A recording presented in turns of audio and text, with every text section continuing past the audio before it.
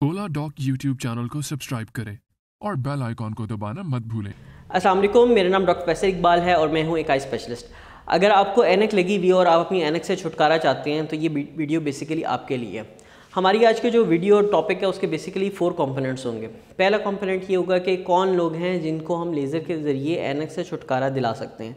Number 2, laser की types क्या क्या होती हैं। नंबर 3, लेज़र की कॉम्प्लिकेशंस क्या होती हैं।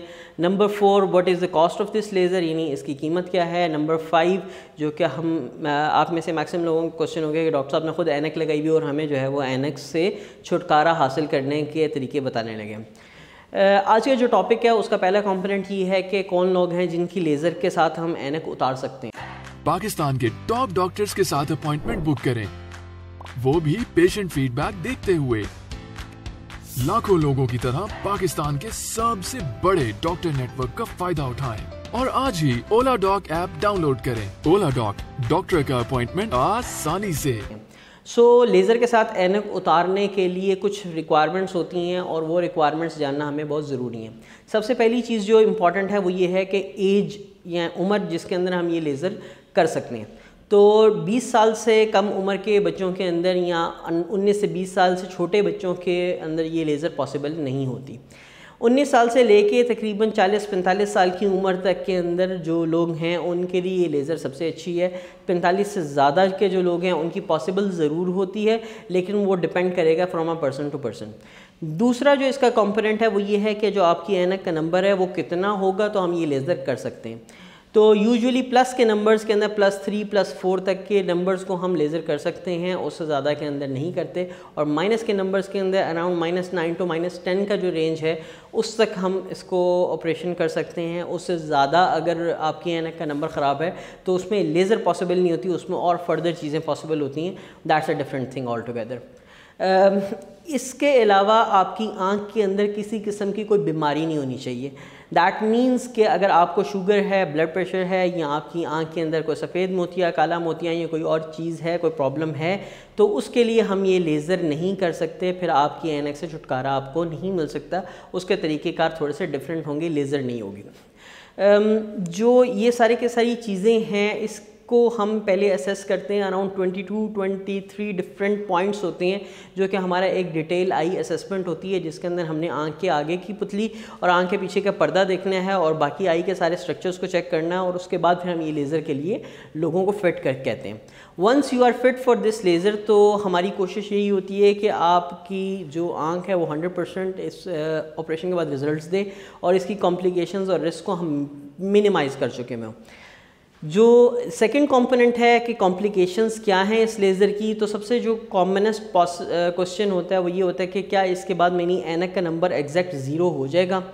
तो ये डिपेंड करेगा अगेन आपकी आँख के ऊपर और आपकी ऐनक के नंबर के ऊपर। अगर आपके ऐनक का नंबर -9 -8 और हम उसको उतार रहे हैं तो अगर उसमें से बहुत थोड़ा सा जैसे 0.25 या 0.50 रह भी जाता है तो वो आपके लिए बिल्कुल गैर महसूस होगा। एग्जैक्ट 0 कभी नहीं होती। जब भी आप मशीन के ऊपर बैठेंगे तो थोड़ा बहुत नंबर ऊपर नीचे का आता रहता है। दूसरा जो क्वेश्चन लोगों का बहुत ज़्यादा होता है, क्या इस लेज़र कराने के बाद मेरी नज़र चली तो नहीं जाएगी। यूजुअली जो लेज़र कराने के बाद प्रॉब्लम्स होती हैं उसके अंदर सबसे कॉमन जो है वो ड्राई आइज़ हैं, जो कि ड्रॉप्स यूज़ करने के बाद एक ट्रांजिएंट फेज़ के अंदर होती हैं और उसके बाद ख़त्म हो जाती हैं। थोड़ी बहुत एलर्जी हो सकती है, रेडनेस हो सकती है, जो कि ड्रॉप्स के बाद आपके साथ बेहतरी आ जाएगी। कुछ लोगों को शुरू के अंदर देखने में थोड़ा सा प्रॉब्लम होता है, थोड़ा सा उसके साथ आदत डालनी पड़ती है, उसके बाद वो उनका बेहतर हो जाता है। लेकिन अगर इसमें कोई इन्फेक्शन हो जाती है या कोई ऐसा प्रॉब्लम होता है जिसकी वजह से आपकी आँख जो है वो ख़राब होती है, जिसके चांस ऑलमोस्ट 0% या 0.1% तक होते हैं और हम उसके लिए तमाम तर दवाइयाँ यूज़ करवा रहे होते हैं। प्रेजेंटली जब हम किसी भी पर्सन की लेज़र सर्जरी या लेज़र की रिक्वायरमेंट के लिए असेस कर रहे होते हैं तो हम उनका इन्फेक्शन रिस्क को भी देख रहे होते हैं और उसके लिए हम प्री ऑप आपको ड्रॉप्स भी स्टार्ट करवा चुके होते हैं। ये सारी की सारी चीज़ें हैं जो कि यूजुअली क्वेश्चंस होते हैं कॉम्प्लिकेशन से रिलेटेड। अब इसके बाद जो अगला कंपोनेंट है कि कौन सी टाइप्स ऑफ लेज़र। जब आप भी लेज़र के बारे में सर्च करेंगे या जैसे आपने वीडियो देखी है तो इसमें आपको बहुत सारी डिफरेंट टर्मिनोलॉजीज़ मिलेंगी, जिसके अंदर एक PRK है, लैसिक है, फेम्टोलैसिक है, कॉन्टूरा विजन आपको नज़र आएगा, किसी जगह पे स्माइल नज़र आएगा, किसी जगह पे वेव फ्रंट गाइडेड लेज़र्स नज़र आएंगी। सो ये basically different types of lasers हैं और इसके अंदर डिपेंड करता है कि हम कितनी मशीन्स यूज़ कर रहे हैं, ब्लेड यूज़ कर रहे हैं, ब्लेड नहीं यूज़ कर रहे, और दैट इज़ वाई इनके जो कॉस्ट है वो थोड़ी सी डिफरेंट होती है। जो सबसे जो इस वक्त प्रेजेंटली बेस्ट और अर्लीस्ट आपको रिजल्ट्स देती है वो फेम्टोसेकंड लैसिक है।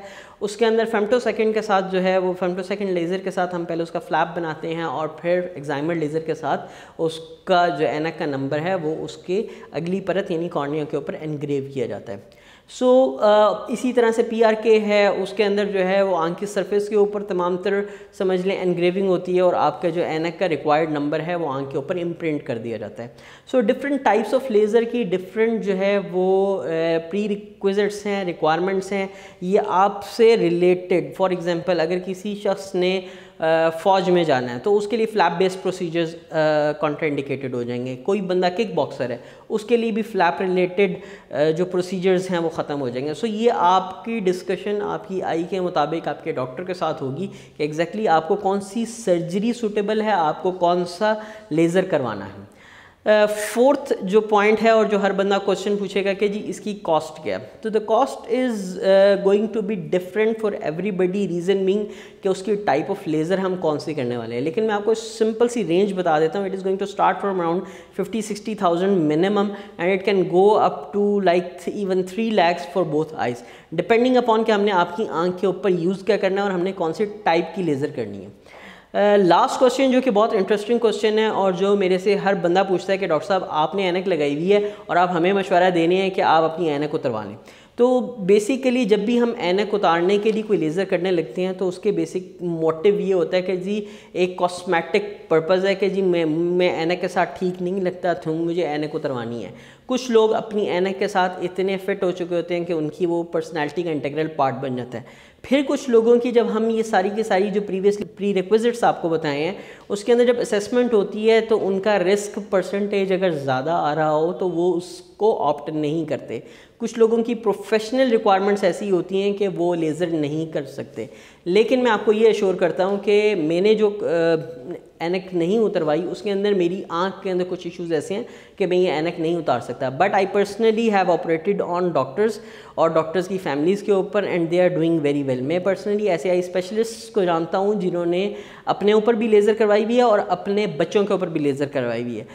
एक चीज़ जो कि लास्ट पॉइंट होगा इस पूरी वीडियो का कि लेज़र का रिस्क मिनिमाइज़ हो सकता है अगर आपकी आंख की प्रॉपर असेसमेंट की जाए एंड आपने अपने सर्जन के साथ मिल के बैठ के सारी डिस्कशन करनी है related to your eye and then decide कि ओके जी आपकी आंख के लिए क्या सूटेबल है और उसके क्या एक्सपेक्टेड रिजल्ट्स होंगे। अगर आप मेरे साथ अपॉइंटमेंट बुक करना चाहते हैं तो अपोलो डॉक के थ्रू अपॉइंटमेंट बुक कर सकते हैं। मैं अपनी प्रैक्टिस जो है DHA फेज़ 5 के अंदर स्मार्ट आई सेंटर है वहाँ पे रन करता हूँ और वीकेंड्स के अलावा यानी all the week days Monday to Friday I am available in the evening at around 6 o'clock। जो एग्जैक्ट डिटेल्स हैं वो आपको एप्लीकेशन से मिल सकती हैं।